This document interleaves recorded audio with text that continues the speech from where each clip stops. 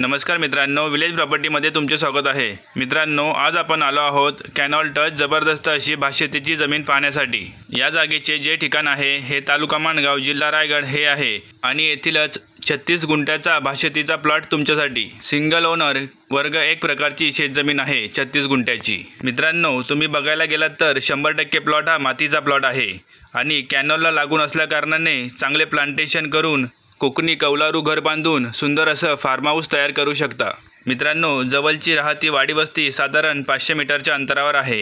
लाईटचे कनेक्शन प्लॉटपर्यंत आलेले आहेत। मित्रांनो, कॅनॉल टच कॅनॉलच्या ऑफिशियल लीगल मातीच्या रस्त्याला लागून आपली ही जागा आहे। मित्रांनो, कोकणात हक्काची शेतजमीन ती पण पाण्याजवळ पाहिजे असेल तर तुम्ही या जागेचा नक्कीच विचार करू शकता। या प्रॉपर्टीपासून जवळची बाजारपेठ इंदापूर बरोबर 2.5 किलोमीटरच्या अंतरावर आहे आणि रेल्वे स्थानक म्हणाल तर इंदापूर रेल्वे स्थानक 3 किलोमीटरच्या अंतरावर आहे।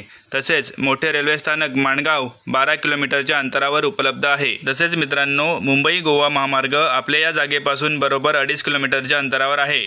पनवेलपासून हा प्लॉट 90 किलोमीटर तर मुंबईपासून 135 तर पुण्यापासून 110 किलोमीटरच्या अंतरावर आहे। चांगल्या प्रकारे रोड कनेक्टिव्हिटी आहे। साधारण तुम्ही 3 तासात मुंबई पुण्याला आरामात पोहोचू शकता। मित्रांनो, ही आहे शेतजमीन ॲग्रिकल्चर लँड। याचे व्हॅल्युएशन जे जागा मालकाने केले आहे ते आहे 15 लाख रुपये, थोडंफार नक्कीच नेगोशिएबल। तुम्ही या ठिकाणी फार्म हाऊस, गोट फार्मिंग किंवा पोल्ट्री फार्मिंग करू शकता किंवा एक छोटीशी इन्व्हेस्टमेंट म्हणून सुद्धा ही जागा तुम्ही परचेस करू शकता। दिल्ली मुंबई इंडस्ट्रियल कॉरिडॉर प्रकल्पासाठी संपादित झालेल्या जमिनींपासून ही जागा जवळ आहे। त्याच्यामुळे फ्युचरमध्ये चांगले रिटर्न्स तुम्हाला या जागेतून मिळू शकतात। मित्रांनो, हा जबरदस्त असा कॅनॉल टच भातशेतीचा प्लॉट तुम्हाला आवडला असेल, घेण्याची इच्छा असेल तर स्क्रीनवर दिलेल्या नंबरवर संपर्क करा।